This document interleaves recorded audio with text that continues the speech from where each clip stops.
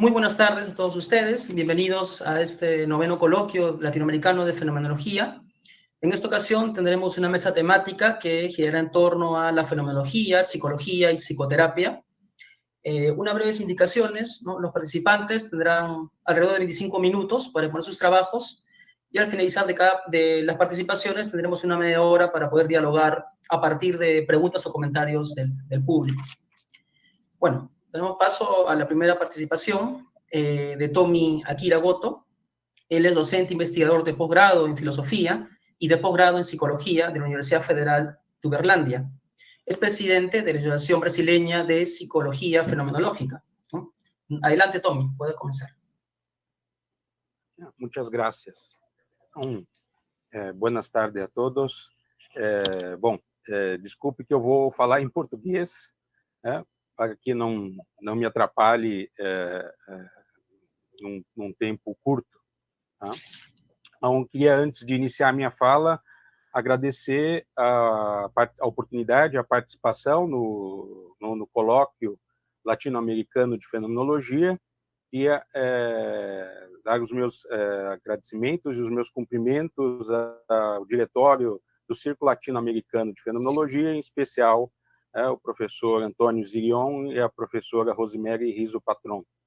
Também gostaria de cumprimentar e agradecer a organização do evento, em especial o professor Jaime Villanueva Barreto e o professor Carlos Viana Rubio, e também a acolhida da Universidade Nacional Maior de São Marco. Também queria deixar aqui um abraço para o professor Eduardo Gonçalves. Bem, eu vou compartilhar a minha apresentação.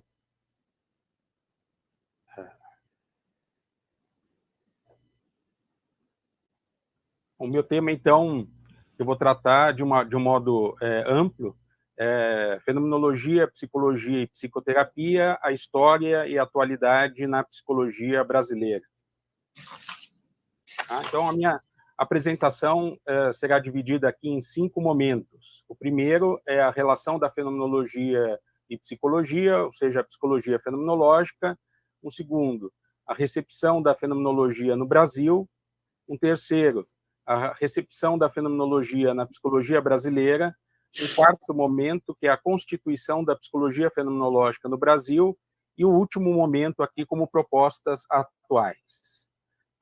Então, qual que é o meu ponto de partida, então, para essa relação da fenomenologia com a psicologia? É justamente a psicologia fenomenológica concebida originariamente por Edmund Husserl, que de certa maneira se desenvolveu com a própria fenomenologia nesses seguintes momentos, né? Então, a relação da fenomenologia como psicologia descritiva, a relação da fenomenologia se distinguindo da psicologia, depois a psicologia como uma pré-fenomenologia, ou seja, a psicologia fenomenológica, e um quarto momento da psicologia transcendental como fenomenologia transcendental. Então, isso é mais uma exposição aqui do meu ponto de partida do que se diz respeito aí à fenomenologia e psicologia, especificamente. Bom, o que eu vou estar entendendo aqui, recuperando e entendendo por psicologia fenomenológica, né? Então, a psicologia fenomenológica como uma psicologia transcendental, ou seja, ligada aí à ideia de uma ciência a priori do subjetivo. E aí, então, essa ciência a priori do subjetivo, ela tem, então, funções, né, específicas, como o próprio Husserl elaborou. A primeira seria reformular a psicologia empírica e científica com psicologia fenomenológica, explicitar os principais conceitos, né, da psicologia, constituir, né, a psicologia se constituir como a psicologia fenomenológica, desculpe, se constituir como uma ciência universal da subjetividade psíquica, descrever as vivências ou experiências intencionais e suas estruturas sintéticas e universais, e, finalmente, ser aí uma disciplina propedêutica à fenomenologia transcendental. Tem uma citação do Husserl, né, que essa psicologia fenomenológica, então, ela é caracterizada, vamos dizer assim, por ser a priorística, a idética, a intuitiva, descritiva, que tem como objetivo, vamos dizer assim, tratar da intencionalidade, das vivências intencionais, mais especificamente no nível psíquico, e isso seria, então, tendo como atitude fenomenológica ou transcendental. Tá? Vamos lá. Essa é a ideia de psicologia fenomenológica que eu vou estar aqui percorrendo no contexto histórico. Essa breve síntese que eu fiz é justamente importante porque ela é que vai conduzir essa análise agora histórica, né, da origem, da recepção da fenomenologia, a origem da fenomenologia, não só na filosofia, mas na psicologia, porque poderíamos falar também de outras concepções de psicologia fenomenológica influenciadas por outras fenomenologias, como a fenomenologia de Heidegger ou a fenomenologia de Merleau-Ponty, mas aqui eu estou justamente resgatando aí a fenomenologia na relação com a própria psicologia fenomenológica elaborada inicialmente por Husserl. Tá? Bom, então, a recepção da fenomenologia filosófica no Brasil se dá aproximadamente nos anos 30 e 40 do século passado. Tá? Temos aqui o primeiro, vamos dizer assim, filósofo, né, nesse momento, do Brasil não havia especificamente uma faculdade de filosofia, era a faculdade de direito e de medicina. Então, os primeiros, então chamados primeiros filósofos, né, vamos dizer assim, brasileiros, eles, em sua maioria, são formados na área do direito. Tá? Então, temos aqui o primeiro filósofo que vai, então, tá se referindo à fenomenologia. Cabe lembrar aqui, rapidamente, que é muito comum também citar Raimundo Farias Brito, como um dos primeiros filósofos a estar se aproximando da fenomenologia, mas já temos pesquisas que evidenciam que Farias Brito não teve acesso, não teve contato com a fenomenologia de Husserl. Tá? Então, o primeiro filósofo a ter o contato, a ter acesso à fenomenologia de Husserl, então, vai ser o filósofo Canabrava, que foi professor, catedrático, né, em colégio, universidade brasileira, principalmente a Universidade do Brasil, que é a atual Universidade Federal do Rio de Janeiro. Né? E um ponto interessante, né, que além de ser o primeiro filósofo, então, a ter o contato direto com a fenomenologia, né, de Husserl e outras fenomenologias, mas também vai ser um filósofo que não só vai atuar na área da filosofia, mas também vai atuar na área da psicologia. E esse é um ponto bastante interessante na recepção da fenomenologia no Brasil, porque os filósofos e depois psiquiatras e psicólogos, né, mas quase todos eles mantiveram seus cursos, né, na área da psicologia. Então, não só na filosofia, não só no direito, mas também na área da psicologia. Então, o primeiro texto, onde há uma ação, onde há uma referência direta à fenomenologia, vai ser nesse livro de 1941, 6 temas do espírito moderno, de Canabrava, onde ali, nessa obra, então, Canabrava cita filósofos como Kierkegaard, Bergson, Husserl, especificamente na obra Meditações Cartesianas, Max Scheler, Heidegger, Karl Jaspers e Marcel. Tá? Outro ponto importante é que o próprio Canabrava esteve aí como editor estrangeiro na revista Philosophy and Phenomenological Research, publicada aí na International Phenomenological Society. Outro filósofo que também, então, tem referências da fenomenologia, vai ser, então, o filósofo Vicente Ferreira da Silva, também formado aí na área do direito, manteve cursos livres, fundou o Instituto Brasileiro de Filosofia, junto com outro filósofo importante também, que nós vamos ver na sequência, que é o professor Miguel Reale. Esteve aí também ligado à reitoria da Universidade de São Paulo. E aí temos aqui uma das primeiras das suas obras, né, Ensaios Filosóficos, onde, então, Vicente vai fazer a referência à fenomenologia de Martin Heidegger e Paul Sartre. Né? Em verdade, ele tem aí não só citações, mas tem capítulos específicos sobre o Heidegger e o Sartre. E depois, na continuidade, então, o professor Miguel Reale, mais conhecido, né, internacionalmente, principalmente aqui na América Latina, que também da área do direito, da filosofia, ocupou vários cargos, né, não só acadêmicos, mas cargos também ligados aí à política, à Secretaria de Justiça, esteve na revisão da Constituição de 1967, e desenvolveu um importante trabalho, né, um importante estudo, que foi o tema do seu doutorado, que depois logo virou uma obra, né, um livro que foi também traduzido em várias línguas, que é a Teoria do Direito e do Estado e os Fundamentos do Direito. Né? Então, né, nessa obra, o professor Miguel Reale apresenta uma teoria do direito tridimensional que integra 3 concepções do direito: a sociológica, a axiológica e a normativa. Né? No campo, especificamente, da axiológica, ou seja, dos valores na questão do direito, o professor Miguel Reale, então, tem como fundamento a fenomenologia de Max Scheler e de Hartmann. Passemos, então, agora para a recepção da fenomenologia na psicologia brasileira. Também temos como a primeira notícia, né, da recepção da fenomenologia no campo da psicologia referências, né, no trabalho do professor Václav Hadeck, que foi um estrangeiro, né, que veio para o Brasil, foi aluno do Theodore Flournoy, de Claparède, se doutorou na Universidade de Genebra e, em 1923, migrou para o Brasil, especificamente no estado do Paraná. Logo depois, no desenvolvimento de seus trabalhos, ele junto com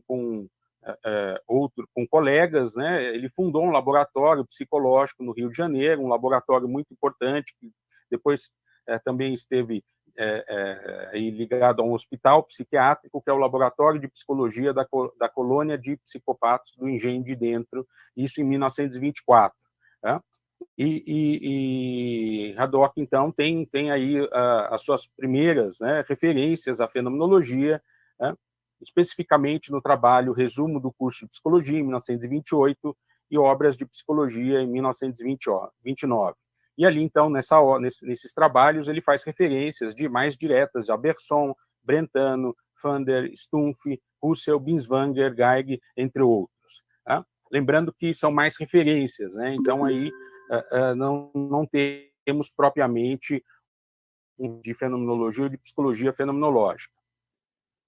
Na sequência, então, temos o professor Newton Campos, e aí ligado à medicina, foi professor do curso de medicina, foi professor do curso de psicologia, também integrou a Universidade do Brasil, então atual Universidade Federal do Rio de Janeiro, e aqui poderíamos considerar como realmente o primeiro a trabalhar diretamente com a fenomenologia de Husserl, não apenas fazendo citações ou referências, mas desenvolvendo um trabalho não só na psicologia, mas também na medicina, com o método fenomenológico. E aí nós temos, então, um dos primeiros trabalhos que tem essa característica, né, de trabalhar, de abordar diretamente a fenomenologia de Husserl. Então, está no artigo Método Fenomenológico na Psicologia, em 1945. Então, aí, aqui um comentário de Newton Campos, né, estava meditando sobre os principais objetivos, né, da docência em psicologia no curso de filosofia, e aí ele teve, então, essa ideia de se distanciar, a princípio, da ideia do trabalho experimental e se aproximar, então, aí do método fenomenológico.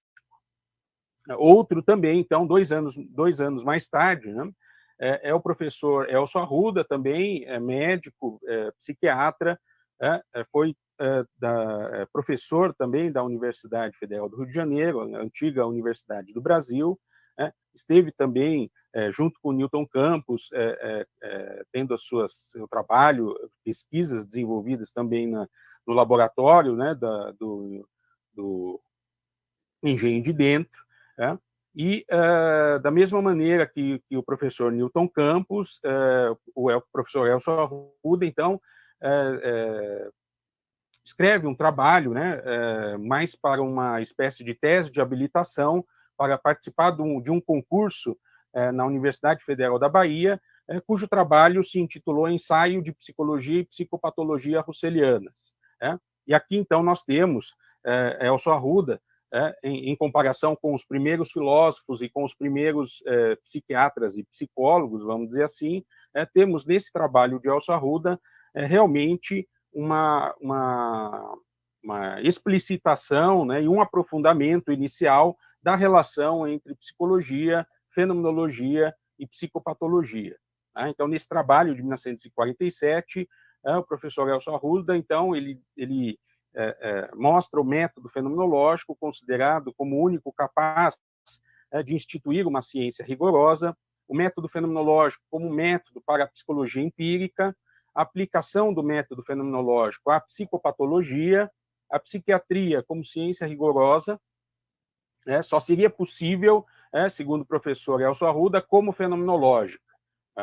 E, principalmente, que para o contexto brasileiro vai ser, então, inédito, a explicitação do conceito de mundo da vida e de psicologia fenomenológica. Então, temos aqui, vamos dizer assim, a primeira, né, elaboração, explicitação da psicologia fenomenológica, segundo, então, a ideia de Edmund Husserl com o professor Elcio Arruda, em 1947. Bom, esse, vamos dizer assim, seria a origem, né? É claro que eu não fiz aqui por conta do tempo, né? Nós não temos muito tempo, então eu fiz um apanhado mais geral, mais inicial, sendo que essa história teve continuidade, né? Bem, vamos adentrar agora a constituição da psicologia fenomenológica no Brasil. Então, dessa origem, né, dessa relação de fenomenologia, psicologia, fenomenologia e psicopatologia, vai se constituir, então, o que aqui para nós é chamado de psicologia fenomenológica. A psicologia fenomenológica no Brasil, né, ela se caracteriza muito mais como uma abordagem, vamos dizer assim, psicológica, utilizado esse termo como nome de uma abordagem psicológica que especificamente a ideia que Husserl desenvolveu em relação à própria fenomenologia. Nesse sentido, então, nós temos aí um sentido amplo dessa ideia de psicologia fenomenológica que vai justamente ser influenciada pelo movimento humanista americano, como nós sabemos, foi um movimento cultural, que não só reuniu psicólogos, mas também reuniu outros intelectuais, filósofos, escritores, e essa, para nós, vamos dizer assim, é uma das influências dessa tão chamada psicologia fenomenológica. Temos uma das primeiras pesquisadoras, né, psicólogas e pesquisadoras a introduzir essa ideia de psicologia fenomenológica ligada aí, então, às abordagens americanas, mas que também se pensa, né, ou se estabeleceu dentro de um contexto da psicoterapia, e não exclusivamente no contexto filosófico, epistemológico, a então professora Yolanda, formada em pedagogia, psicologia, teve vários cargos, né, mas foi uma professora emérita, catedrática da Universidade de São Paulo e da Pontifícia Universidade Católica de São Paulo, cujo trabalho apresentou na sua tese de doutoramento, e depois também, na sequência, foi publicado como Fenomenologia, Psicologia Fenomenológica, Fundamentos, Método e Investigação. Essa é a primeira obra é o primeiro trabalho, a primeira investigação dessa relação da psicologia com a fenomenologia, intitulado aqui pela professora Yolanda Forghieri como Psicologia Fenomenológica. No entanto, como eu disse para vocês, essa ideia que foi, então, inaugurada inicialmente aqui no Brasil pela professora Yolanda Forghieri, com o título, né, do seu livro e do seu doutoramento, diz respeito a uma psicologia fenomenológica que tem fundamentalmente uma influência das abordagens humanistas existenciais americanas, principalmente a abordagem centrada na pessoa do Carl Rogers. No entanto, a professora Yolanda Forghieri faz, então, essa aproximação entre as abordagens e a fenomenologia de Husserl e a fenomenologia de Heidegger, sendo, de certa maneira, intercalada ou mediada pela psicopatologia de Binswanger. Vamos dizer assim que essa é a forma como é inaugurada essa ideia de psicologia fenomenológica no Brasil. Temos também... O professor também tem 5 minutos. Já estou terminando. Temos também... Sim, muitas graças. Temos também, então, aqui outro pesquisador, o professor Mauro Martins Amatuzzi, que, da mesma maneira, então, apresenta um estudo, né, intitulado Significado da Psicologia Humanista, Posições Filosóficas Implícitas, e é nesse artigo que o professor Mauro Amatuzzi também mostra que a filosofia implícita nessa psicologia humanista seria a fenomenologia, especificamente a fenomenologia de Husserl e de Heidegger. Bem, qual que é a síntese, né, dessa ideia de psicologia fenomenológica aqui no Brasil? Bom, o enfoque é psicoterapêutico, né? E aí esse enfoque tem influência, né, então, das abordagens humanistas existenciais e das psicopatologias fenomenológicas, mas são caracterizadas por uma visão de mundo e de ser humano da fenomenologia e do existencialismo, e possuem pouca compreensão do método fenomenológico, e isso vem justamente por meio das abordagens humanistas e existenciais. Temos em paralelo, entre mendes a esse desenvolvimento, o desenvolvimento de um sentido mais estrito de uma psicologia fenomenológica que vai estar relacionada mais às pesquisas, né, empíricas que começaram a ser desenvolvidas nos Estados Unidos, somente pelo grupo do professor Amedeo Jorge e o seu grupo na Universidade de Duquesne. Então, temos aqui um primeiro pesquisador que começou a trabalhar com pesquisa qualitativa, usando o método fenomenológico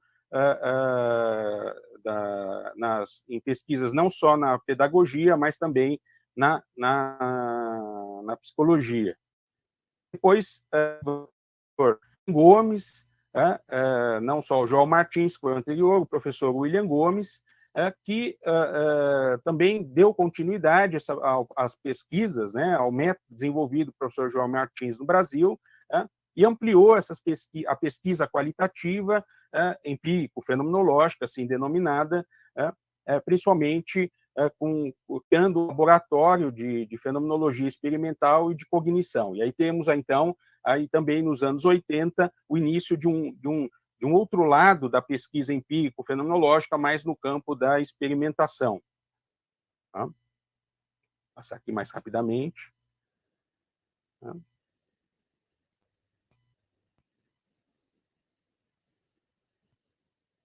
Também os professores já citados, porque era um período em que a universidade, a pós-graduação brasileira estava se desenvolvendo e havia necessidade, então, desses professores desenvolverem algum fenomenológico, e é como eu ponho aqui, então, o crescimento dos programas de pós-graduação nos anos 80 para os anos 90, e a necessidade de um método de investigação qualitativa que estivesse de acordo com as abordagens humanistas existenciais, principalmente desses professores que estavam, então, entrando na pós-graduação como pesquisadores. Qual é a visão geral, então, que nós temos desse momento, né? A relação entre fenomenologia e psicologia, desde a sua origem no Brasil, se tem desenvolvido da seguinte maneira: é um caminho pela psicoterapia, então pelos enfoques chamados humanista, fenomenológico, existencial, e um caminho da investigação, um caminho pela investigação empírica e experimental, e aí a investigação, a pesquisa qualitativa empírico-fenomenológica. No entanto, essas psicologias, o desenvolvimento dessas psicologias, nos dois sentidos, tem concebido explícita e implicitamente, ou seja, tem se denominado como psicologias fenomenológicas. Tá? Bom, nesse sentido, já estou terminando, poderíamos perguntar, fazer determinadas perguntas então, sobre essa psicologia fenomenológica. São essas abordagens fenomenológicas humanistas existenciais na psicologia, de fato, psicologias fenomenológicas, ou psicologia fenomenológica, tal como é elaborada pelo Husserl, são as investigações, ou é a investigação empírico-fenomenológica, por exemplo, a desenvolvida por Amedeo Jorge, e tendo continuidade no Brasil, como a de João Martins e o William Gomes, uma psicologia fenomenológica. Essas são, então, questões que colocamos, e aí poderíamos dizer que os enfoques fenomenológicos humanistas existenciais, ou seja, no meu entendimento, não são uma psicologia fenomenológica. Por quê? Porque elas concebem o método fenomenológico como um método psicoterapêutico, tendo uma confusão teórica entre atitude fenomenológica e atitude profissional terapêutica. Não analisam fenomenologicamente, ou seja, a partir do método fenomenológico, os principais conceitos e ideias da psicologia, especialmente aquelas que envolvem cada enfoque, cada abordagem psicológica ou psicoterapêutica. Tampouco analisam vivências psíquicas. Tem, de fato, uma visão de mundo e de ser humano produzido por diversas fenomenologias, e aí não só do Husserl, mas como do Heidegger, Merleau-Ponty e assim por diante. Em relação às abordagens, em relação à pesquisa empírico-fenomenológica, é uma psicologia fenomenológica? No meu entendimento, também não. Porque aí é uma espécie de adequação da redução eidética às necessidades da investigação empírica, como, por exemplo, a questão das entrevistas, a necessidade de incluir entrevistas. Exploram mais os significados da experiência, mas, de fato, não descrevem vivências psíquicas, nem as suas sínteses. Por fim, ignoram a intencionalidade. E são pesquisas que trabalham com o método fenomenológico, mas de uma forma muito parecida com outros métodos qualitativos de pesquisa, como análise do discurso, análise de conteúdo, sendo, então, uma análise muito mais hermenêutica do que realmente psicológico-fenomenológica, no meu entendimento. E, então, qual seria o nosso panorama atual, que seriam as nossas propostas atuais? A fenomenologia, então, como ciência primeira, então, buscar a fenomenologia como fundamento, estabelecer a fenomenologia como fundamento da psicologia e da psicoterapia, o fundamento antropológico, fenomenológico da psicologia e da psicoterapia. Então, aí é uma psicologia que tem como base uma descrição fenomenológica do ser humano, e, por fim, então, a retomada e a própria elaboração de uma psicologia fenomenológica dentro da ideia de ciência psicológica,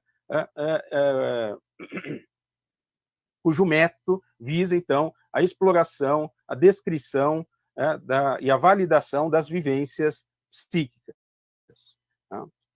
E aqui, então, termina a minha apresentação. Muito obrigado. Muchas gracias, profesor Tommy, por su informativo trabajo. Bueno, continuamos con esta mesa sobre fenomenología, psicología y psicoterapia, y a continuación presentaré a María Clara Hawkes. Ella es psicóloga clínica, posee un postdoctorado en psicología en la Universidad Federal de Uberlândia. Actualmente es docente y directora del curso Lato Sensu del Fundacino. Su trabajo se titula Vivencias psíquicas y la psicoterapia del método ADITIP, investigación psicológico-fenomenológica del proceso de enfermedad y campo. Bueno, adelante, María Clara. Gracias. Bom, buenas tardes a todos. Agradeço e felicito aos organizadores do evento e les explico que vou apresentar em português, pero con el texto traducido al español para facilitar la comprensión. Con alegria, comparto com vocês os resultados finais do trabalho intitulado Vivências Psíquicas e a Psicoterapia do Método ADI-TIP, Investigação Psicológico-Fenomenológica dos Processos de Adoecimento e Decâmbio. Os processos psíquicos de adoecimento e mudança, em sua multidimensionalidade, destacam a presença ativa de um eu constituidor de sentidos em sua inter-relação com o mundo da vida. Lebenswelt, matriz de significação, que oferece o substrato para processos de subjetivação. Esqueci de dizer que o texto é meu, Maria Clara Yoshi, e do professor Tomi Akiragoto, ok?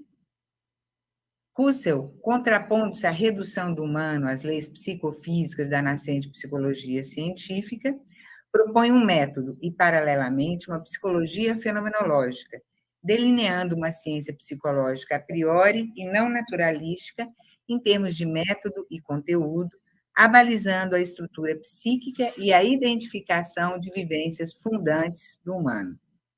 Mediante essa nova psicologia, esse trabalho objetiva trazer os resultados da análise das vivências psicológicos fenomenológicas fundantes de processo de adoecimento psíquico e mudança terapêutica, explicitadas na praxis clínico-psicológica do processo psicoterapêutico do método ADI-TIP.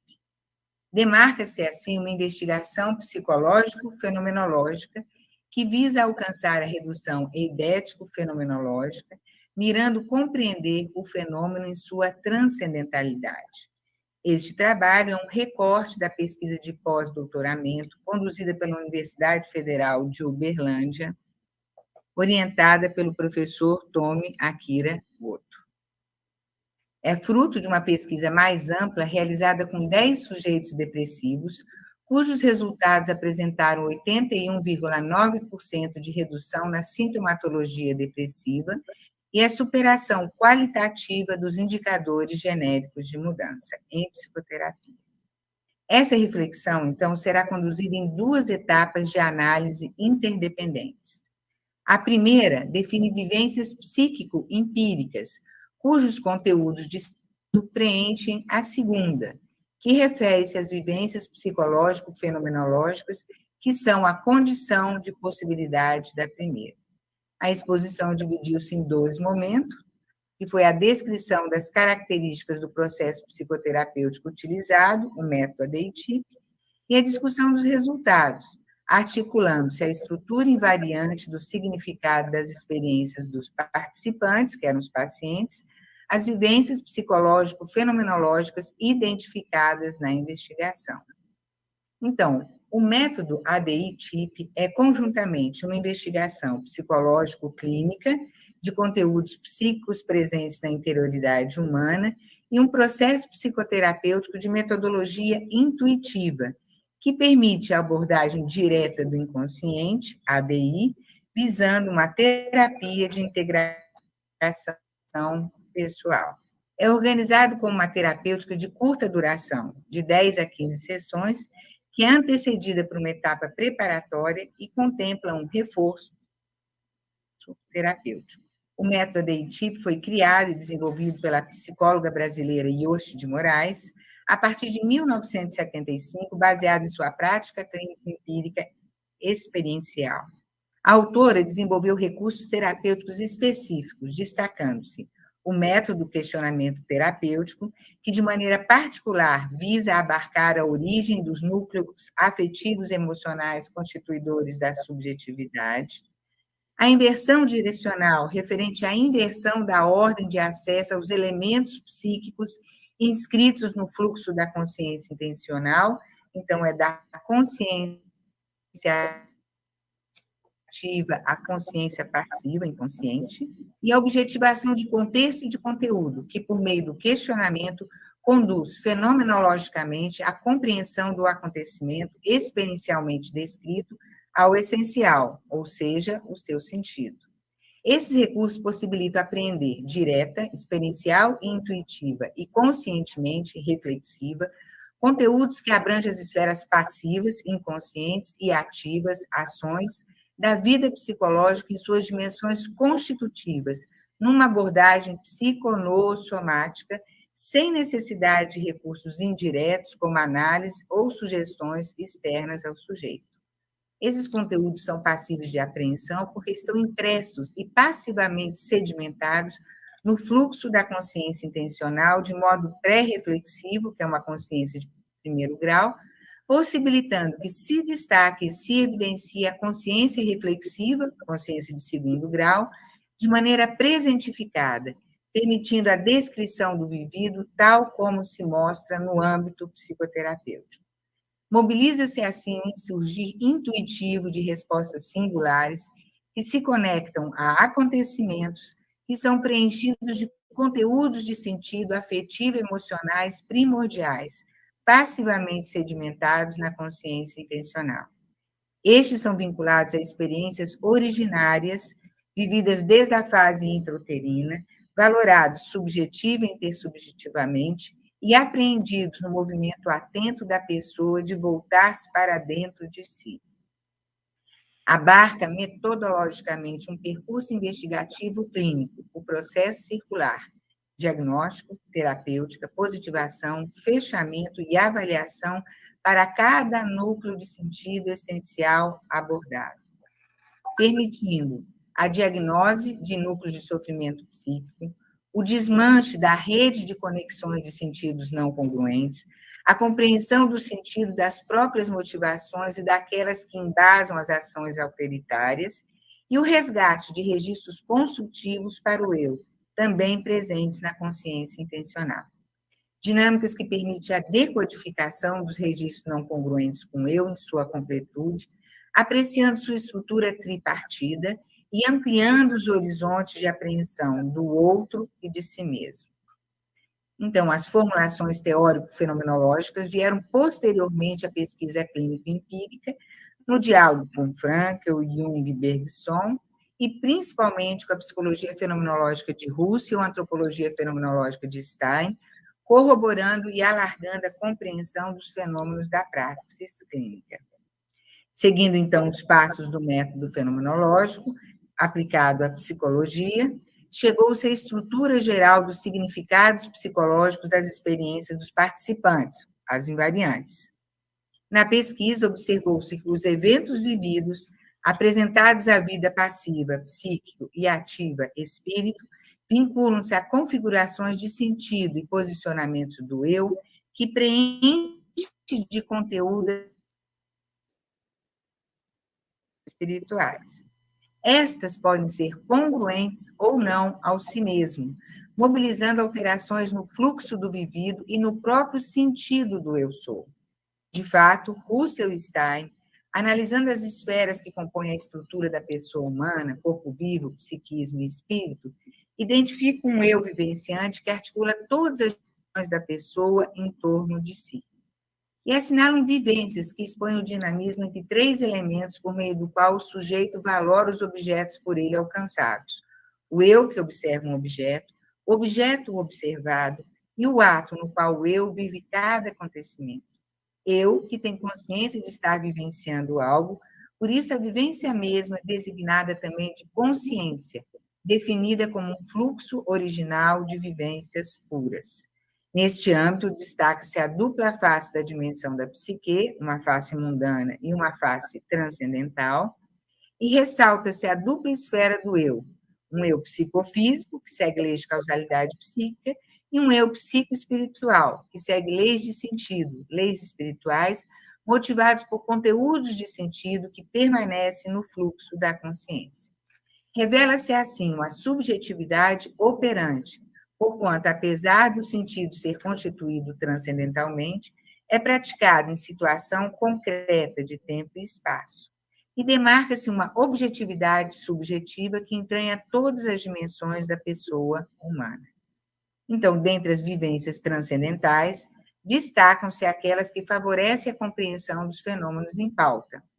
Estas, apesar de manterem diferenças qualitativas, interpenetram-se, porquanto vividas pelo eu em sua totalidade. Inicialmente, distinguem-se as vivências da corporeidade, empatia e afetividade, que, ainda que distintas, possuem uma base comum ilética, caracterizando um contínuo físico, psíquico, emocional que conduz à atividade avaliativo-noética. Na investigação realizada, observou-se que os conteúdos de sentido das experiências de caráter intersubjetivo ressoam na interioridade, colorindo os eventos mundanos com as cores da alegria ou da tristeza. Ao provocar afetações no âmbito da percepção externa, as sensações, e também internas, os sentimentos, forjando reações psicoafetivas que reverberam no corpo próprio de modo saudável ou adoecido, preenchendo assim as vivências da empatia.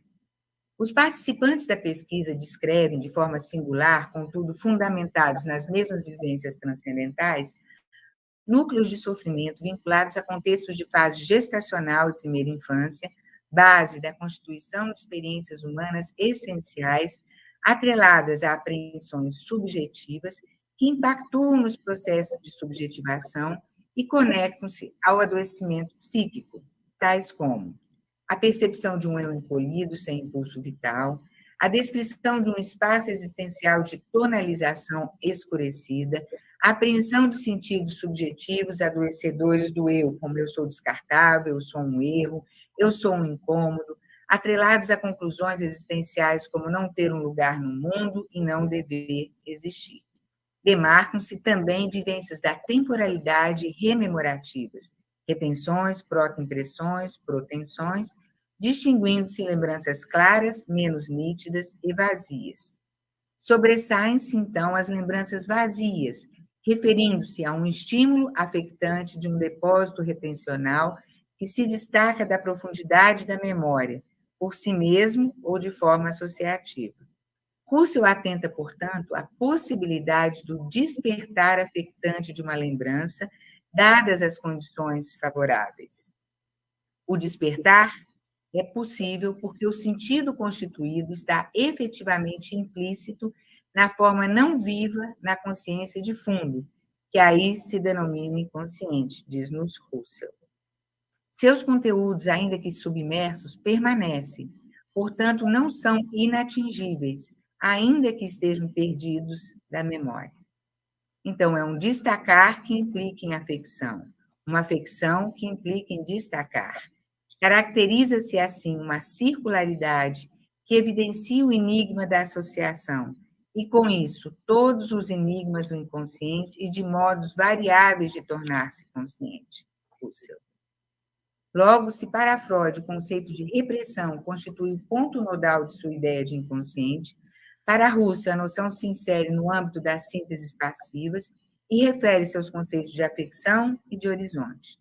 O inconsciente, portanto, refere-se aqui a uma das dimensões de apreensão da consciência, cujo conteúdo evidencia-se ao destacar-se da síntese associativa do fluxo da consciência intencional, predelineando o campo sensível sobre o que dirige sua atenção, ampliando a compreensão do significado da experiência mundana, indicando um horizonte total de modos de aparecer e síntese de validades não atuais, agindo conjuntamente de modo intuitivo, integrativo, fundante e antipredicativo.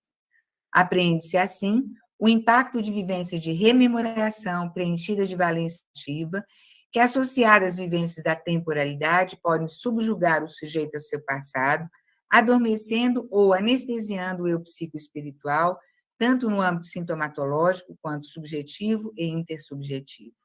Assinalam-se igualmente as vivências genéticas e generativas, que descrevem um pré-eu, a primeira ilê, demonstrando que as primeiras predisposições existenciais são fundadas ainda dentro da carne materna, a partir do primeiro vínculo estabelecido com os pais, estes que são inseridos numa comunidade total de eus viventes, imersos em um horizonte sociocultural e generativo, transmitindo uma mesma herança, apesar das variações individuais.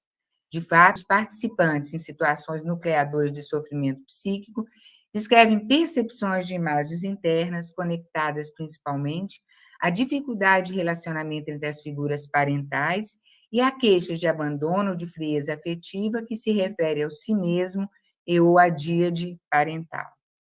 Observa-se, então, que as primeiras afecções dadas em estágios prévios da subjetividade, forjam tramas de conexões de sentido que embasam a compreensão de vividos subsequentes. Constituem-se, assim, cada singularidade, herdeiros de um legado transgeracional, que, organizando essa matéria afetiva intrafamiliar de modo particular, balizam qualidades psíquicas que podem deformar o ser e o existir, como demonstrado nos resultados da pesquisa. Considera-se de start que o eu e o si mesmo não são nem equivalentes, nem totalmente distintos. No si mesmo está presente a retrorreferência, que pode ser congruente ou incongruente àquilo que o eu deve tornar-se. Então, se o eu configura o seu si mesmo na inter-relação com seu entorno afetivo e emocional, avalia-se que os sentidos amoldados nessas experiências primevas podem provocar incongruências basilares, mobilizadoras de sofrimento psíquico. Até aqui, aprende-se que as vivências psicológicas empíricas de sofrimento psíquico vinculam-se a vivências de um eu que se posiciona no mundo de forma amortecida, enclausurado no espaço e no tempo dos acontecimentos passados. Eu que se entrelaça a sentimentos ressentidos, que tonalizam a existência de matiz escura, movendo-se por impulsos psíquico-afetivo reativos, reduzindo a energia vital no corpo vivente e no psiquismo, demarcando um movimento centrípeto do eu. Então, diante de condicionantes psíquicos e de configurações de si incongruentes, que tecem hábitos não realizadores do ser, pergunta-se: a mudança terapêutica que implica na transformação dos sentidos conferidos ao eu e seu posicionar-se, seria uma possibilidade efetiva? Considera-se aqui que o mesmo eu, capacitado a conformar modos de ser não congruentes, pode fazer de si um tipo novo, soma do que se era, do que agora recebe-se em si e da atitude que a pessoa toma ante esses elementos novos. No contexto terapêutico, corroborando as afirmações steinianas, revelam-se dinâmicas regidas por leis de sentido, enraizadas na dimensão espiritual, que evidenciam condições de possibilidade mobilizadoras de mudança. A tomada de conhecimento, que refere-se a um dar-se conta de uma não correspondência do eu ao si mesmo. A tomada de posição, demarcada pelo desejo de fazer de si algo correspondente ao eu pessoal, o que mobiliza uma tomada de decisão, definindo os atos livres quando o eu se manifesta propriamente como senhor de seu vivenciar. Assim, a partir de eventos de caráter interpessoal, provoca-se uma ruptura na trama das vivências intencionais, interrompendo o fluxo temporal da consciência, permitindo a formação de novas sínteses ou de uma nova classe de complexos de atos, que capacitam o sujeito à inversão de sua dinâmica interna, de um movimento centrípeto ao centrífugo, do autocentramento à autotranscendência, direcionando o eu para tornar-se si mesmo, o que implica em transformações relacionais e existenciais. Compreende-se que os recursos terapêuticos disponibilizados nesse processo, ao permitir a apreensão dos conteúdos de sentido das afecções que se destacam do fluxo das vivências intencionais, agem como um estímulo despertador do depósito retencional da memória, possibilitando na prática clínica o que Russell já havia concebido analiticamente, o tornar-se consciente do inconsciente. Demonstram desse modo característica de um inconsciente noológico, como coloca Yoshi de Moraes, que abarca todo o horizonte dos vividos. E apontam-se novas espécies de modos de doação, ao trazer o não notado ao olhar puro, procedendo a alterações no próprio sentido do si mesmo e de seus conteúdos, a partir de um eu que se revela sempre ativo e presente como lugar das afeições. Assim, partindo de raízes basilares de conformações, de significados e sentidos em um processo progressivo, aprovam-se intervenções diagnóstico-terapêuticas, alargando a compreensão do vivido e mobilizando uma abertura subjetiva e intersubjetiva de caráter espiritual. Descrita pelos participantes após a realização da psicoterapia como um estado de ânimo de alegria, de um eu acordado, disposto a direcionar seus impulsos psíquico-afetivos para outros tipos de sentimentos mais realizadores para o ser. No quadro seguinte, observa-se que as vivências transcendentais, sendo constitutivas do humano, fundamenta os diversos conteúdos de sentido das experiências mundanas, incluindo os processos de adoecimento e mudança, evidenciando assim, na prática clínica, o já afirmado analiticamente. A psique é duplamente constituída, empírica e transcendentalmente. Então, nós observamos aqui nesse quadro as vivências transcendentais que estão fundamentando as diversas experiências empíricas do ser humano, inclusive adoecimento e mudança. Por fim, nas conclusões, entende-se que o eu e seu posicionar-se é condição de possibilidade de qualquer transformação da pessoa humana. É um eu coordenador, descrito no contexto clínico como um eu pessoal, evidenciando o mesmo eu pessoa que persevera na sua vontade permanente, ainda quando anulo, quando nego minhas decisões e meus atos. É um eu psicoespiritual que, se despertado, pode abrir seus olhos para outros horizontes de percepção de sentido, alterar o teor do preenchimento de estruturas humanas fundamentais, acordar, posicionar-se e sobrepujar crenças anteriores, modificando configurações de sentido já cristalizadas. Fundamenta-se, assim, a possibilidade psicoterapêutica de apreender, no agora do vivido, o seu horizonte de antes, o que inclui a significação do agora passado e do horizonte do depois, possibilitando ao sujeito, em sua autoconstituição, novas configurações de horizonte de sentidos internos e externos, na sucessão dos acontecimentos das vivências intencionais, compondo um acervo de pressuposições constituídas a partir do núcleo dado da experiência, explicitando que a pessoa, apesar do seu sofrimento ou mesmo mobilizado por ele, é sempre capacitada à transformação de si mesmo. Então, demonstra-se que o esclarecimento psicológico fenomenológico das vivências psíquicas sustenta a construção de uma psicologia empírica cientificamente rigorosa e evidencia as contribuições da fenomenologia no âmbito das especificidades da cultura latino-americana. Então, alguns dados: os resultados de pesquisas anteriores com o método ADI-TIP contabilizaram 80,41% de resultados satisfatórios, com 558 participantes, confirmando as pesquisas longitudinais realizadas ao longo de 45 anos de existência e 150 mil pacientes atendidos. Atualmente, é aplicado por uma equipe de psicólogos e médicos credenciados, presentes em diversos estados do Brasil e exterior, como Alemanha, Áustria, Portugal, Polônia, Itália, e em breve no México.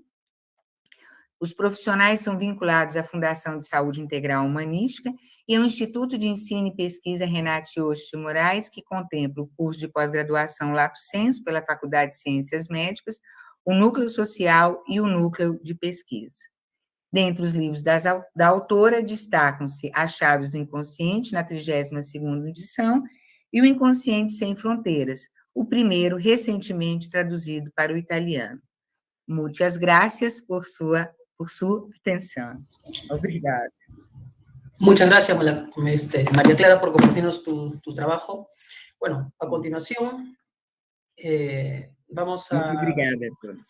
A continuación, vamos a dar paso a Unides Almeida, ¿no? Ella es psicóloga clínica, cursa un postdoctorado en filosofía en la Universidad Federal de Uberlândia. Actualmente es docente y vicedirectora del curso Lato Sensu del Fundacino. Su trabajo se titula Psicoterapia, Investigación y Psicología Fenomenológica, la cuestión de la transmisión psíquica. Adelante, Unides. Buenas tardes. Me llamo Eunides Almeida, soy psicóloga clínica y profesora brasileña. Me encanta la oportunidad de presentar um apartado de minha investigação de pós-doutorado. Felicito a todos os organizadores por este evento tão importante para a fenomenologia e psicologia. Vou apresentar meu trabalho em português e as diapositivas vocês poderão seguir minha leitura em espanhol. O trabalho se trata acerca de psicoterapia, investigação e psicologia fenomenológica, la cuestión de la transmisión psíquica. Bom, então eu vou apresentar agora para vocês a minha pesquisa, que foi orientada no pós-doutorado pelo professor Tommy, que está aqui presente conosco, tá? Este estudo, ele é sobre a transmissão psíquica entre gerações e parte de um recorte de uma pesquisa empírica psicológico-fenomenológica sobre a orientação do professor Dr. Tommy Akira Goto. A psicologia clínica, ela sempre se deparou com a problemática da herança, de uma herança psíquica intrafamiliar que perturba, desestrutura e desorganiza a vida psíquica de seus herdeiros. Logo, muitos sofrimentos psíquicos e modos de ser estão correlacionados a processos de identificação, apropriação e repetição de narrativas de conteúdos destrutivos ligados às tramas familiares. Epistemológico rigoroso. Partindo das críticas de Russell quanto à psicologia, a naturalização da vida psíquica e espiritual, e de sua proposta metodológica, fenomenológica rigorosa, nos apropriamos do método de investigação e da psicologia fenomenológica para analisar e fundamentar este fenômeno. Realizamos uma pesquisa psicológico-empírica fenomenológica, tendo como objetivo, a partir da análise da experiência e de seus significados, chegar às vivências constitutivas humanas presentes no processo de transmissibilidade, apropriação e transformação dos conteúdos psicoespirituais compartilhados, tal como se manifesta na praxis psicoterapêutica do método ADI-TIP. O método ADI-TIP é um método de investigação da vida interior e uma psicoterapia estruturada pela psicóloga Gisela Renati Osti Moraes, em 1975, cujos pressupostos se fundamentam na antropologia e psicologia fenomenológicas. A abordagem direta do inconsciente refere-se ao caminho metodológico de questionamento rigoroso e não indutivo que é devolvido diretamente à interioridade profunda. Este inconsciente abrange a subjetividade psíquica e espiritual, manifesta horizontes abertos à existência e transcendência, evidenciando valores constitutivos humanos. No terreno da vida psíquica, assemelha-se à noção fenomenológica como estrutura natal da subjetividade e fundo sedimentado da consciência, cuja apreensão, sínteses e retenções antecedem os atos da vida ativa. Assim, concluímos que as experiências humanas não se sucedem ou reduzem e nem se restringem ou são retidas apenas de modo consciente e reflexivo, e que aquilo que permanece como fundo pode ser acessado. A TIP, Terapia de Integração Pessoal, diz respeito à psicoterapia, realizada em 10 a 15 sessões, que abrange o processo diagnóstico terapêutico para cada núcleo do sofrimento psicoespiritual abordado. Localiza-se à luz da consciência reflexiva, pela memória inconsciente, o acontecimento no sentido fenomenológico, tal como descreve Claudio Romano, atravessado pelos conteúdos transgeracionais e as conformações psicoespirituais e configurações estruturadas correlacionadas aos sofrimentos resultantes do modo de posicionar-se. Em seguida, acessa-se outros horizontes do vivido não notados, mas apreendidos de modo passivo, oferecendo clareza ao que permanecia obscuro e autorizando uma nova compreensão, sentido e autoformação mediante a percepção de aspectos da totalidade do acontecimento. Realizamos o método fenomenológico de investigação em psicologia, conforme Jorge de Souza, a fim de chegar à determinação da estrutura geral de significados psicológicos dados às experiências e, em seguida, a identificação e descrição dos tipos de vivências psicoespirituais presentes no fenômeno, tal como propõe Feijó e Goto. A amostra de nossa pesquisa foi composta por 4 participantes. A coleta de dados se realizou por meio de transcrições das gravações das sessões psicoterapêuticas por meio do método ADI-TIP. Na determinação da estrutura geral de significados psicológicos dados às experiências, identificamos o compartilhamento, a apropriação nos modos subjetivos passivo corpóreo psíquico e ativo psicoespirituais e a repetição de narrativa de sentidos e significados destrutivos de uma herança psicoespiritual intrafamiliar transmitida a partir de acontecimentos experienciados, cuja matéria foi encarnada e integrada ao eu, cristalizada e retida como verdade. Nestes acontecimentos, apresentaram-se rupturas e distorções de sentidos e valores fundantes e correspondentes às necessidades humanas psíquicas, espirituais e existenciais, e que são essenciais para as relações interhumanas, limitando e alterando a autopercepção e a relação com a alteridade, ocasionando diversos prejuízos na autoconfiguração. O método ADITIB possibilitou o acesso às vivências psicoespirituais e experiências originárias correlacionadas às primeiras impressões e autoformações, permitindo alcançar suas conexões no fluxo contínuo de novas experiências e vivências, cujos conteúdos de sentidos apresentados ao eu são apropriados e significados de modo pessoal, entranhando e preenchendo o processo de autoconfiguração. No alicerce dessas experiências, manifesta-se a experiência do desamor, indicando-a como um eixo no qual se estrutura diversas formas de sofrimentos psicoespirituais, indicando a experiência do amor como uma das necessidades humanas primordiais e fundante da vida psíquica saudável. O amor se revela como um caminho para a intersubjetividade alheia, vinculando-se às vivências da empatia e da comunidade, caracterizando-se como ética e abertura à alteridade. A comunidade é intersubjetividade, matriz de sentidos e locus de formação do caráter, tanto de modo favorável quanto de modo desfavorável. O fenômeno da transmissão psicoespiritual e cultural se revelou como matriz de sentidos no processo de autoformação. Então, aqui nós estamos começando a identificação das vivências psíquicas e espirituais, abrangendo a estrutura do ser humano, suas leis distintas e a intersubjetividade como condição de transmissibilidade da matéria, no modo passivo psíquico e ativo empático, entre sujeitos e gerações e como exigência fundante da vida psíquica.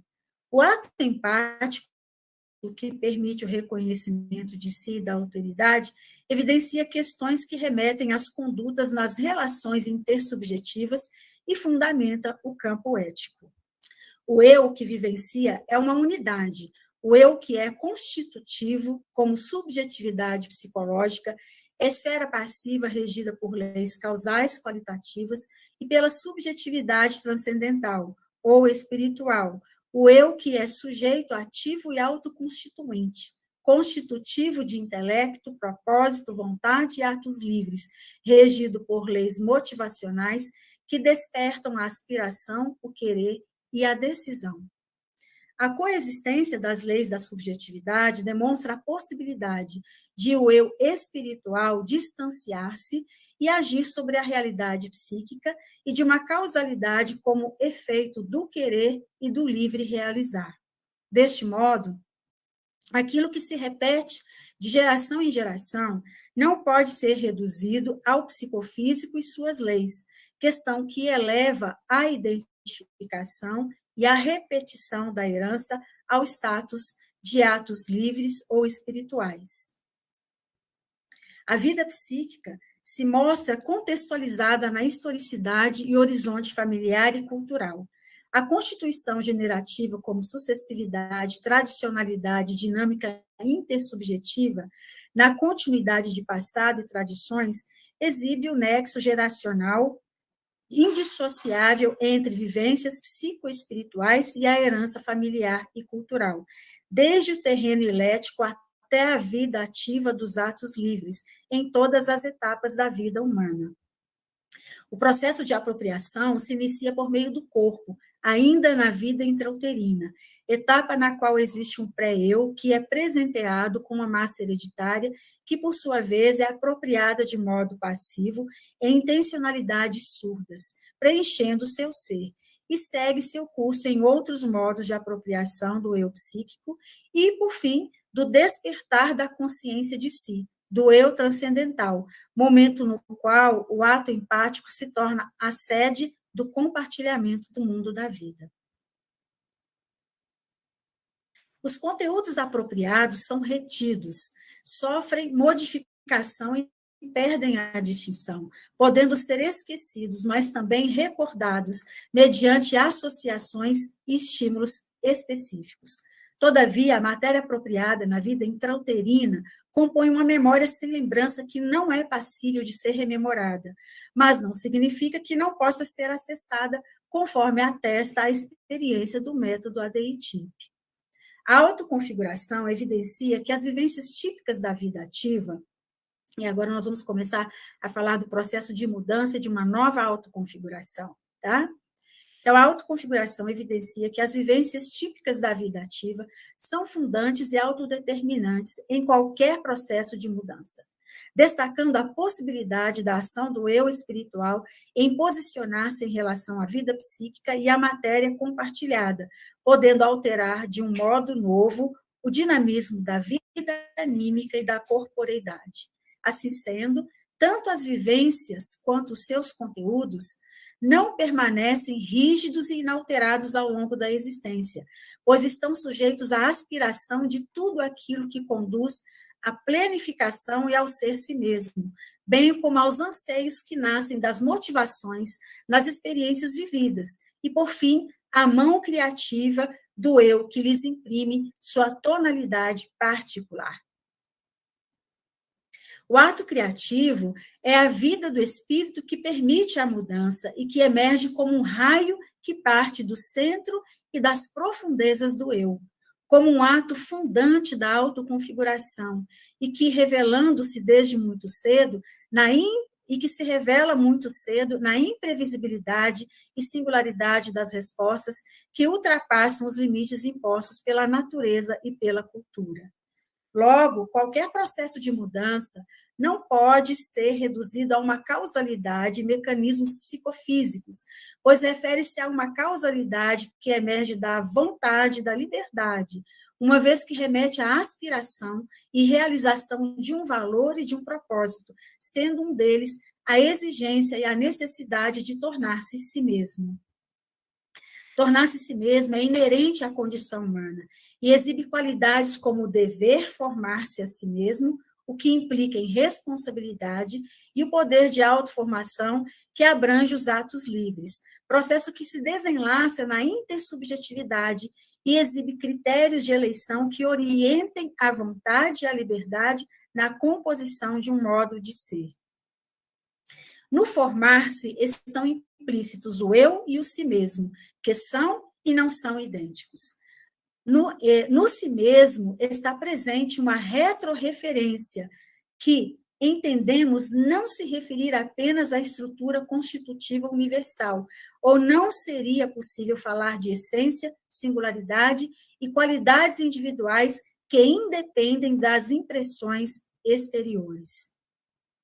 Ocorre que, quando a forma dada ao si mesmo se encontra em contradição com a retrorreferência do que a pessoa deveria tornar-se em congruidade com suas qualidades singulares, esta incongruência entre o eu pessoal, que é constituinte e autodeterminante, e o si mesmo, que diz respeito à forma e à resposta individual à exigência de fazer de si algo concreto, tende a gerar uma extrema angústia que, se por um lado pode conduzir à autorrejeição e ao desespero, por outro lado, pode manifestar-se como uma inquietude da alma em razão da exigência de uma autoformação autêntica e como um despertar e tomada de consciência que reclamam a atualização, o verdadeiro propósito e a reconfiguração de si mesmo.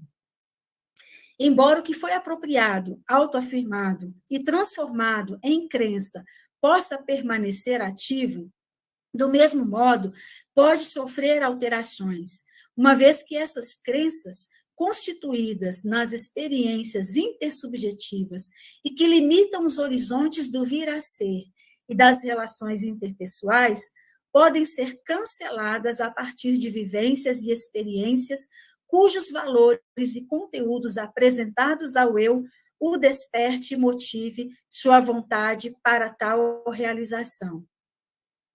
Assim, ao trazer à consciência reflexiva os horizontes não notados do vivido, possibilitou-se maior clareza da totalidade do acontecimento, alterando a percepção deste e gerando nova rede de conexões de sentidos e significados que alteraram a autopercepção, os estados psíquicos e a qualidade dos vínculos interpessoais, instituindo-se uma nova autoconfiguração e confirmando que o ser humano é constitutivamente livre e tem em suas mãos os mecanismos de mudança. Processo que contemplou, então, o acesso de outras experiências em acontecimentos dotados de valores transcendentes e possibilitadores do resgate das necessidades psicoespirituais e de uma autopercepção congruente entre o eu e o si mesmo. Processo, repetindo. Percebemos que existem vivências específicas psíquicas e, sobretudo, as espirituais, que autorizam um processo de transformação e nova configuração, o domínio dos atos livres, que abrange a tomada de consciência e reflexão, a tomada de posição mediante um querer ou vontade motivada ante um valor e um propósito, e, por fim, a decisão e realização como um ato de resposta. O agir pressupõe um querer, e ambos necessitam de um propósito, de um critério para o reconhecimento e a autoafirmação de um valor que se integra ao eu, no sentido de vivê-lo em si mesmo e despertá-lo para a realização daquilo que se deve ser. Mas e quando o querer se encontra dividido entre valores contraditórios, como no caso dos participantes da pesquisa, que apresentaram conflitos entre suas antigas crenças ligadas aos seus sofrimentos psíquicos e aqueles sentidos e valores que poderiam conduzi-los a uma reconfiguração mais congruente entre o eu e o si mesmo? O querer e o agir estão conectados à estrutura da vida ética e é uma questão de aceitar ou não algum valor. Assim, verificou-se que os pacientes participantes, ao retomarem experiências passadas, revestidas de valores que favoreciam a relação com a alteridade e consigo mesmos, que o querer não mais permanecia dividido. Ao contrário, tornava-se adesão e ação ao experimentarem internamente o sentimento de pertencimento, de estarem em si mesmos em congruência com o próprio eu e seu sentido existencial.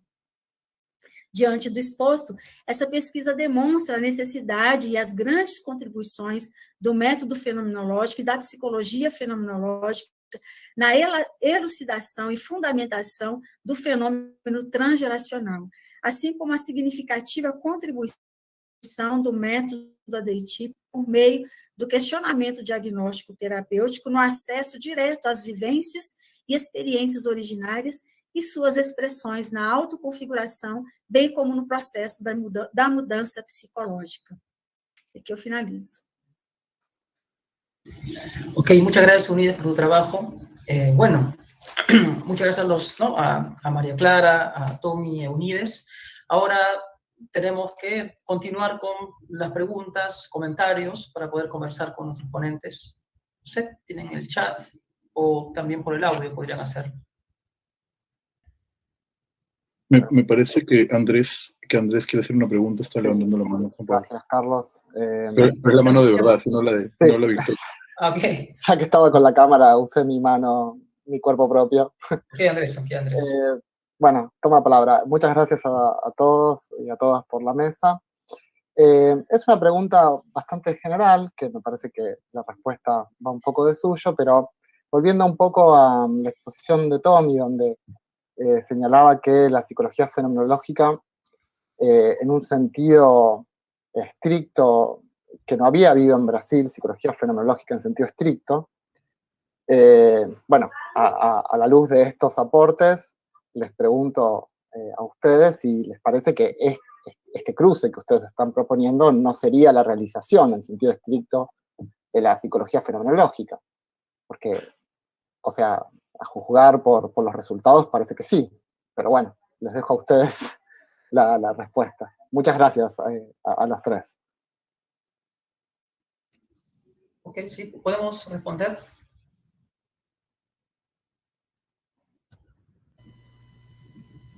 Posso começar? Sí, podemos contestar. Como são poucos minutos, eu fiz de maneira um pouco apressada, mas o que eu quis mostrar o contexto antes das pesquisas, né, que foram apresentadas na sequência, é que, no contexto brasileiro, a psicologia fenomenológica propriamente dita, de Russell, ou pelo menos de Edith Stein, né, a ideia original, realmente ela não foi de maneira inicial, não foi recebida de maneira inicial, foi muito mais confundida como eu apresentei, como uma espécie de psicoterapia ou como abordagens psicológicas, né, onde se, em verdade, denominou como psicologia fenomenológica uma gama de fenomenologias, mas muito mais pela visão de mundo e de ser humano, e que, ao mesmo tempo, confundiu. Eu acho que esse é um ponto da minha análise, da minha crítica, confundir o método fenomenológico como um método clínico. Tá? Então, confundindo, por exemplo, a atitude fenomenológica como atitude profissional, como atitude de posição profissional. Tá? Então, essa é uma das confusões. Tá? Então, a nossa proposta mais atual é retomar a psicologia fenomenológica não numa discussão filosófica, ou seja, não na questão da relação com a fenomenologia transcendental, porque eu acho que aí é uma questão mais da fenomenologia filosófica, né? Mas mais pensar a psicologia fenomenológica, principalmente quando Russell elabora a psicologia fenomenológica como a partir do método eidético, psicológico eidético, na identificação, descrição e validação das vivências psicológicas, que eu acho que isso é um ponto importante para a psicologia, na distinção com uma psicologia empírica positivista, naturalista, tá? Que vai apenas considerar essas vivências como psicofísicas, tá? Então, distanciar do psicofísico. Ao mesmo tempo, quando eu coloco o sentido estrito da psicologia, é que aí sim, no sentido estrito, se retoma a discussão que Russell faz da psicologia no interior da fenomenologia, só que já pelo viés americano, né, de Amedeo George, onde, no meu entendimento, há também uma espécie de modificação do método fenomenológico no atendimento da pesquisa, de certa maneira, quantitativa. Há uma espécie, no meu entendimento, de uma quase naturalização da fenomenologia nessa adequação. Tá? Um segundo ponto disso também é que me parece que é muito mais uma análise do significado da experiência do que propriamente uma descrição da experiência, da vivência psíquica. Tá? Então, o que nós estamos tentando, nesse momento, trabalhar é justamente a psicologia fenomenológica, inicialmente como fundamentação dessas experiências psicológicas, né, no caminho realmente de uma análise fenomenológica dessas experiências, né, na identificação das vivências psíquicas, como as vivências psíquicas afetivas, né, cognitivas, perceptivas e assim por diante. Muchas gracias, Tommy. Profesor Sirión.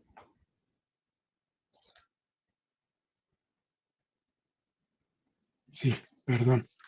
Bueno, muchísimas gracias por las exposiciones. Me resulta muy interesante y tendría muchísimas preguntas, en particular sobre este método ADDITIP.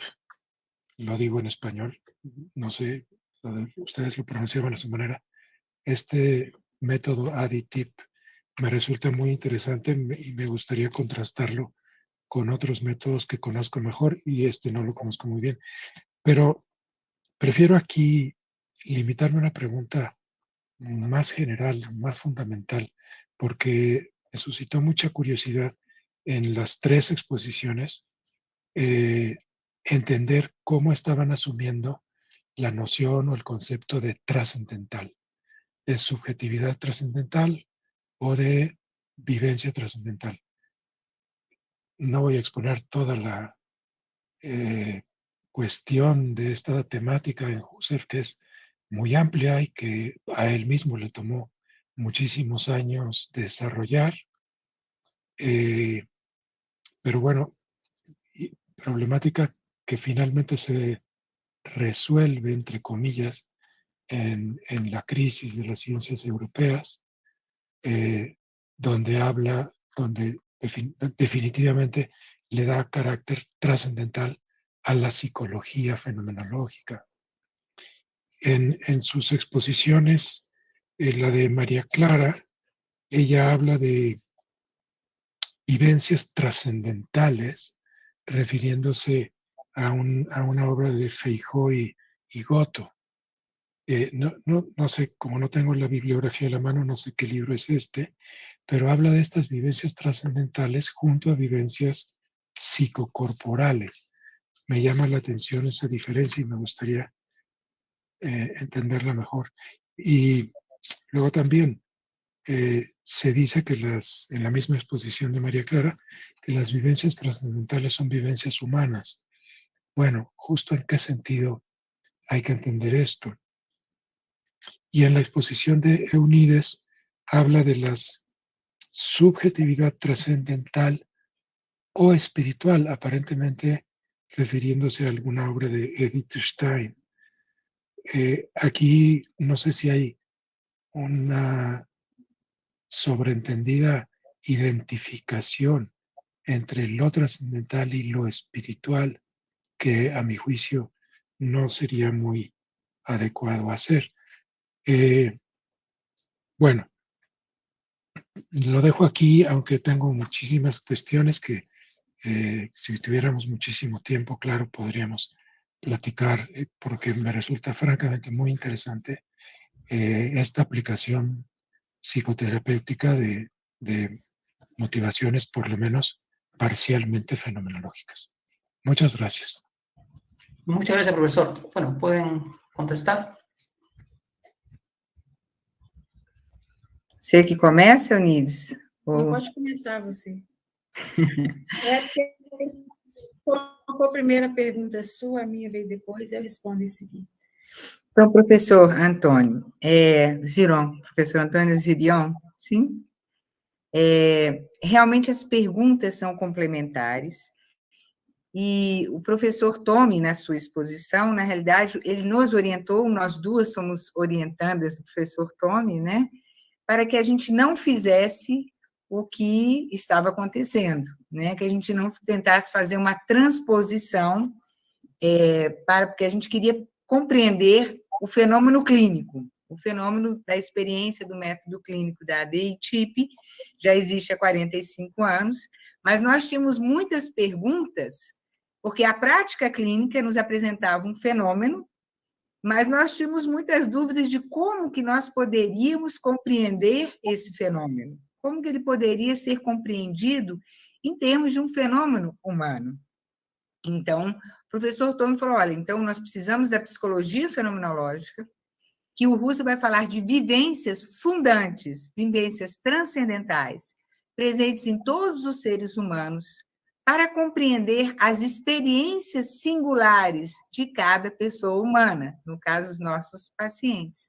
Então, nós fizemos uma pesquisa, no meu caso, eu atendi pacientes com depressão, fomos, então, aplicando o método, utilizando o método ADI-TIP para ver o número de resultados, primeiro quantitativos e qualitativos dessas mudanças, e na análise qualitativa, nós fomos, então, descobrindo, utilizando o método fenomenológico de análise e a psicologia fenomenológica de Husserl para compreender como essas vivências transcendentais, constitutivas do humano, que estão na base, elas conseguiam nos ajudar a compreender aquelas vivências singulares de cada ser humano.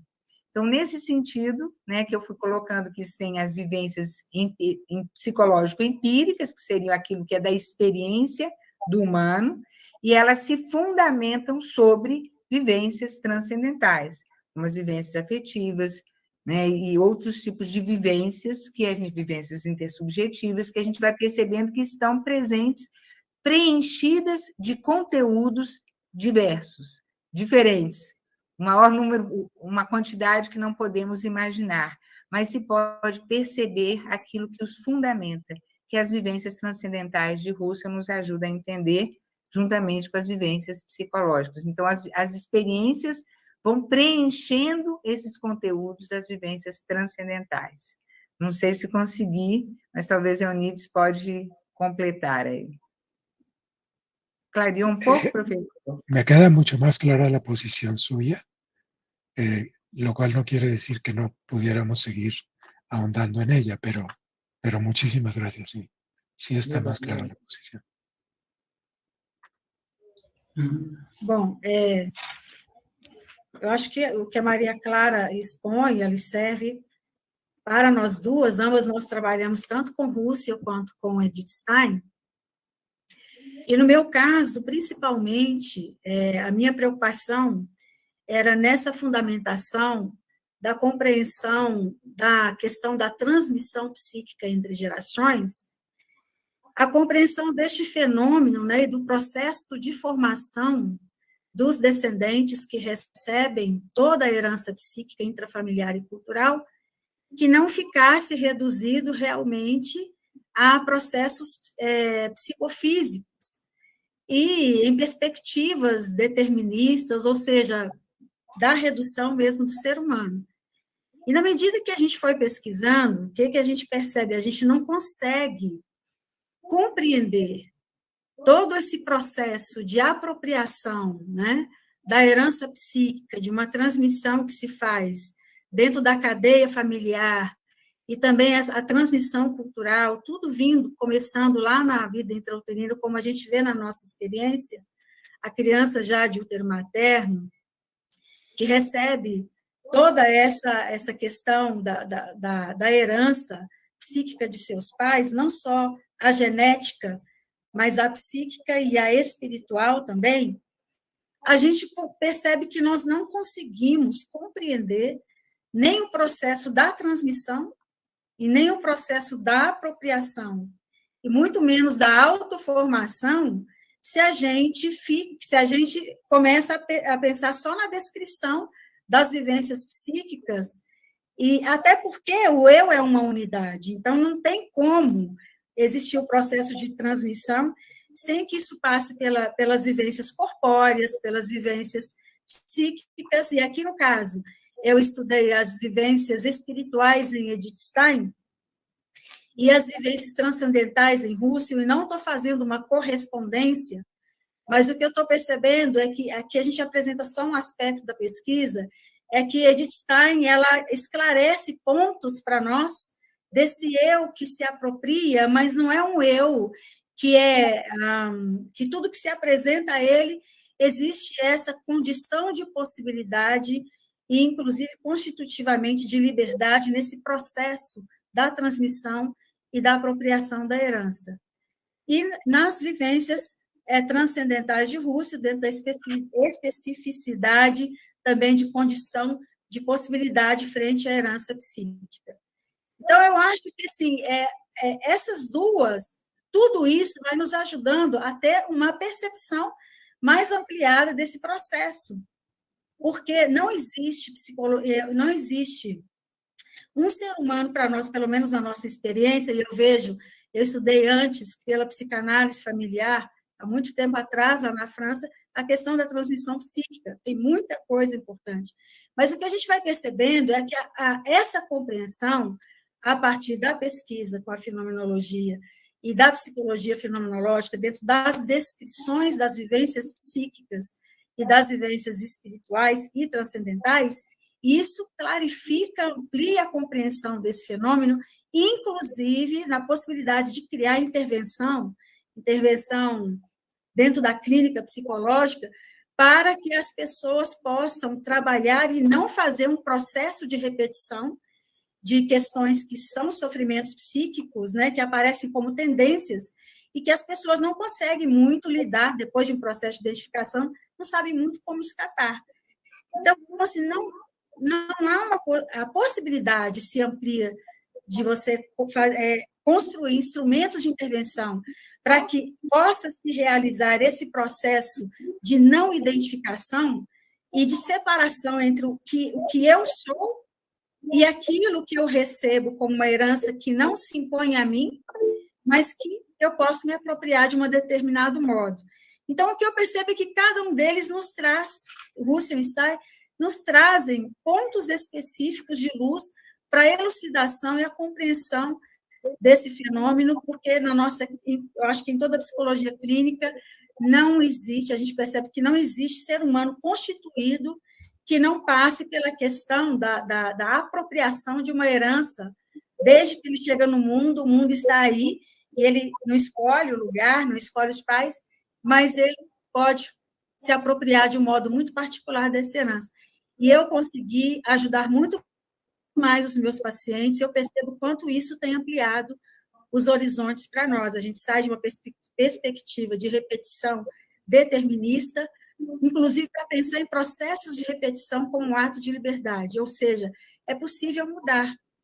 Né? Eu acho que a fenomenologia, a psicologia fenomenológica de Russell e de Stein, cada um com seus aspectos em comum e diferenciações, é que os dois juntos eles elucidam muito mais esse fenômeno, né?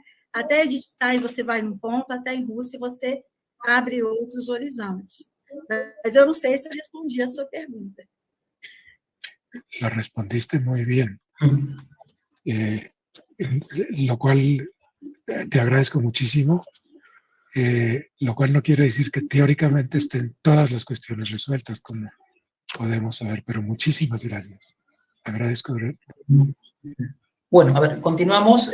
Andrés Suárez quería hacer una pregunta y luego leo una pregunta en el chat que también han planteado.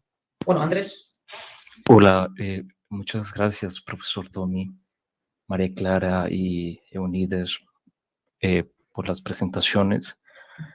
Yo tengo una pregunta sobre el uso y la posible equiparación de el concepto inconsciente, sobre todo en Husserl y, por supuesto, en Freud, ¿no? Sobre todo la presentación, María Clara, usted recurre justamente a ese capítulo 4 del tomo 11 de la Husserliana, donde Husserl incluye algunas definiciones o acepciones de lo que puede ser inconsciente, pero siempre referido al ámbito de la afección, a lo que él va a llamar específicamente el fenómeno de la afección. Y me llamó mucho la atención cuando presentaba justamente esa posibilidad dentro del método psicoterapéutico que acaban de exponer, de cómo lo inconsciente se vuelve consciente, tornarse consciente de lo inconsciente. Y es ahí donde me resultaba alguna complicación de entender cómo si hay una equiparación entre el uso husserliano estrictamente referido a lo preafectante o a lo no afectante, que se correspondería más específicamente con lo que dentro del horizonte de percepción Husserl entiende como lo cointencional, como lo implícito, el trasfondo, incluso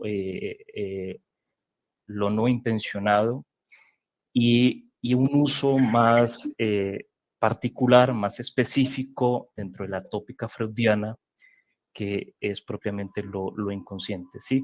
Hay una referencia de Ricoeur, justamente, en donde pareciera equiparar esas nociones del inconsciente fenomenológico, pero lo haces con el preconsciente del psicoanálisis. yo quisiera un poco de claridad sobre esos usos y sobre estas posibles equiparaciones entre lo que se correspondería en Husserl con el ámbito preafectivo o preafectante y propiamente en Freud el uso del término en el psicoanálisis. Muchas gracias. Então, professor, muito obrigada pela pergunta. Muito provavelmente eu vou pedir auxílio ao meu orientador nessa resposta, né? Mas, assim, o estudo, eu vou dizer nas minhas possibilidades, né? Quer dizer, minha formação é de psicóloga e minha atuação é como psicóloga clínica, né? E principalmente com o método ADI-TIP, que foi apresentando esse fenômeno da possibilidade dessa imersão. Quer dizer, como que acontece na prática clínica? A pessoa, e isso há 45 anos que se repete, né, e com pacientes de vários lugares do mundo, então não seria somente uma questão cultural, né? O paciente, ele vai de olhos fechados, ele faz um movimento de concentração, mas não se assemelha à regressão e outros tipos de abordagem desse tipo.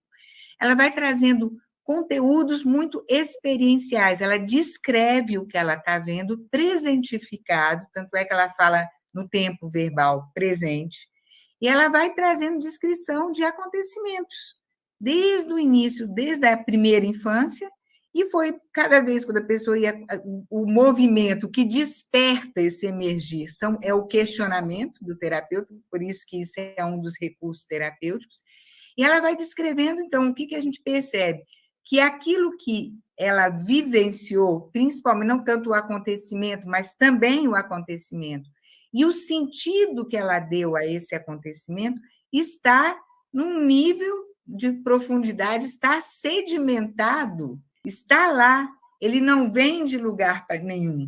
Então, a gente vai percebendo, eu estou estudando para conseguir, né, falar sobre o inconsciente, principalmente o livro do professor Oswaldo, então, eu estou muito feliz de ter a sua presença aqui, né? Então, o que ele vai descrevendo, eu estou aprendendo com ele, que tem esse inconsciente horizontal, mas que tem um inconsciente, que o Russo vai ampliando, né, essas camadas de investigação, ele vai falando desse inconsciente vertical. Então, que você não teria a possibilidade de uma lembrança, mas é uma memória que está lá sem lembrança, como disse a doutora Eunides. E o que a gente percebe é que isso, no momento da terapia, é como se viesse à tona, é despertado esse estímulo, né? Então, tudo isso que a pessoa vive, inclusive o transfundo, aquilo que ela está notando e aquilo que ela não está notando, isso tudo a gente percebe que está num nível não consciente, mas de uma consciência intencional, não está reprimido, não está impossibilitado de acesso. Por isso que a gente consegue perceber que é muito diferente, é tanto a maneira como a gente percebe esse aflorar desse inconsciente, mas não seria um aflorar no sentido freudiano, porque não há uma repressão, inclusive porque tem muitos conteúdos de sentidos positivos, construtivos, e é sempre sobre o próprio eu, sobre o outro e sobre o contexto, está junto, e que se fosse uma repressão no sentido de algo que a pessoa não pode lidar com, também não estaria nesse nível dessa memória inconsciente, também os conteúdos positivos, né? Então, a gente percebe que, para a gente conseguir entender o fenômeno que ocorre na prática clínica, a descrição russeliana do inconsciente, desse inconsciente fenomenológico, dessa não separação entre consciência ativa e consciência passiva, que é uma consciência ampliada, nos ajuda a compreender filosoficamente, teoricamente, o que já acontece na prática clínica. Por isso que eu falei que na prática clínica a gente está percebendo aquilo que na análise o Husserl já levantou a possibilidade do tornar-se consciente esse inconsciente, porque não há uma baixa de consciência, mas é uma presentificação, é como se a consciência se ampliasse, alargam-se os horizontes, o que, inclusive, nos pode dar respaldo para conseguir fazer esse processo de desmanche, de decodificação de registros não construtivos ou incongruentes que muitas vezes estão cristalizados. não somente como hábitos de comportamento, mas também como hábitos de pensamento.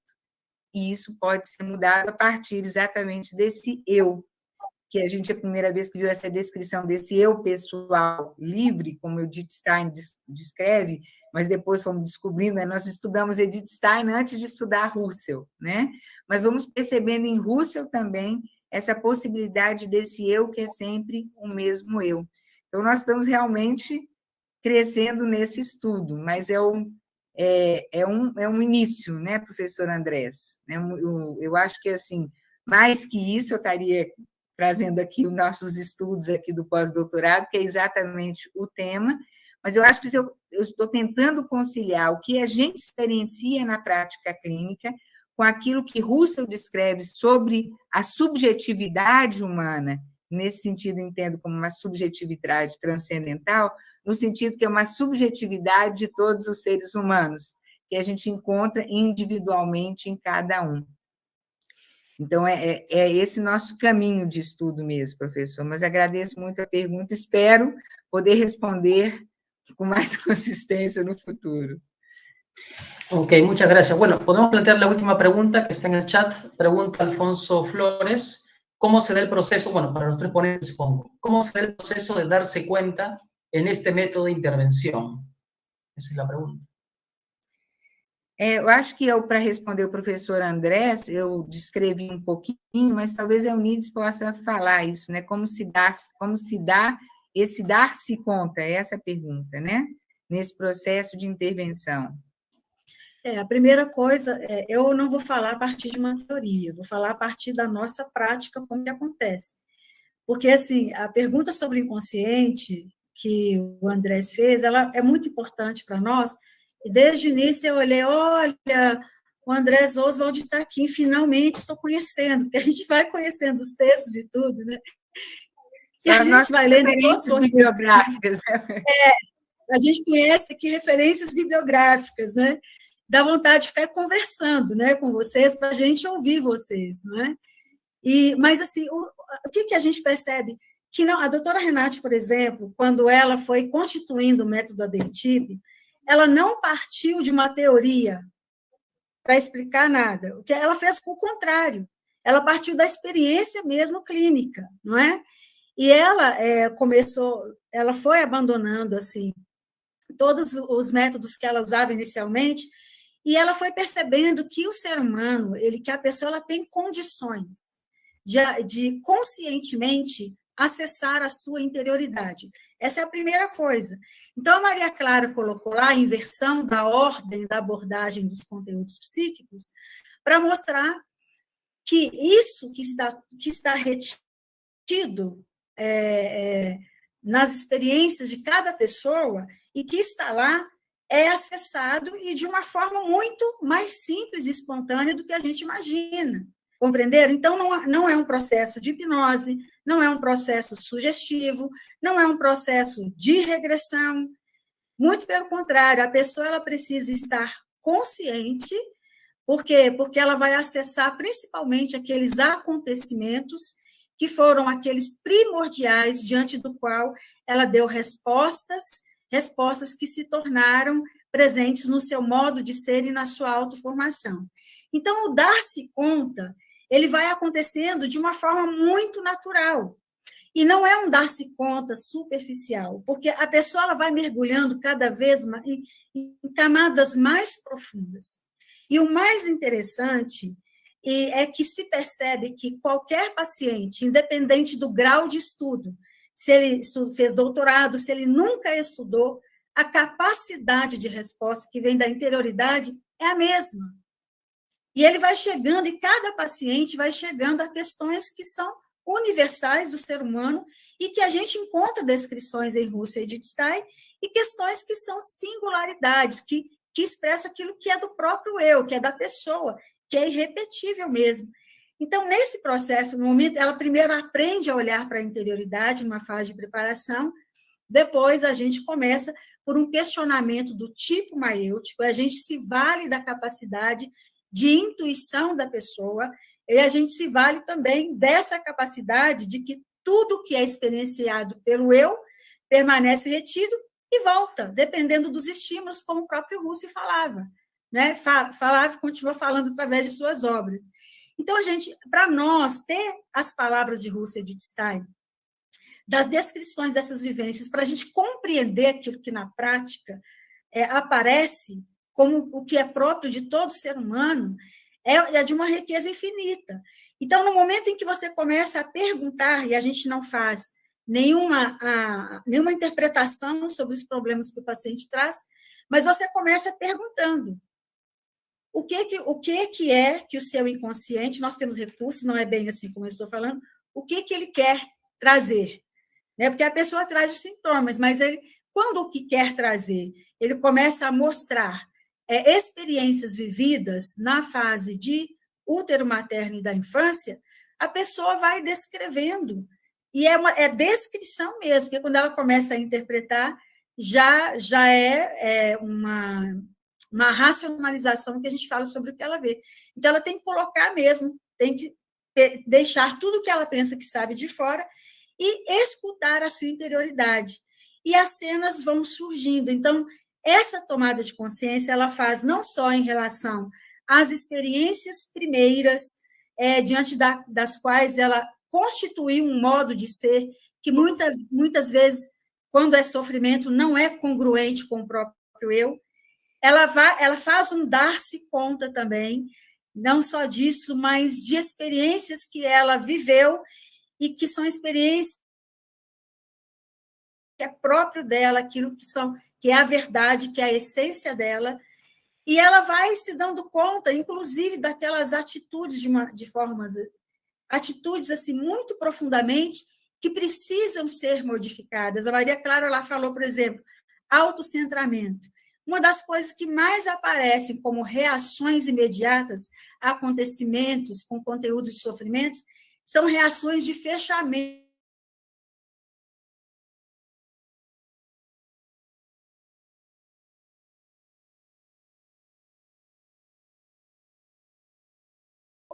E a forma como ela se constituiu. Então, esse dar-se conta está sempre presente e as tomadas de posições novas também. Eu encerro aqui a fala, eu acho que eu dei. Profesora, me disculpo por interrumpirla, pero justo ahorita tiene que comenzar la siguiente mesa. Sí, claro. Bueno, queremos agradecer a Tommy, a Eunides y María Clara por compartir sus trabajos. Han sido muy, muy interesantes. Queremos agradecer a los participantes que nos han ayudado con sus preguntas y comentarios, y al público que nos ha acompañado, ¿no?, en esta sesión de Zoom y también por el Facebook. Les invitamos, dentro de unos pocos minutos ya comienza, ¿no?, mesas simultáneas, así que, bueno, ¿no?, les rogamos que nos sigan acompañando. Muchas gracias, saludos a todos. Vemos que les vaya bien a todos, gracias. Muito obrigado. Prazer, professor. Obrigada, graças. Gracias.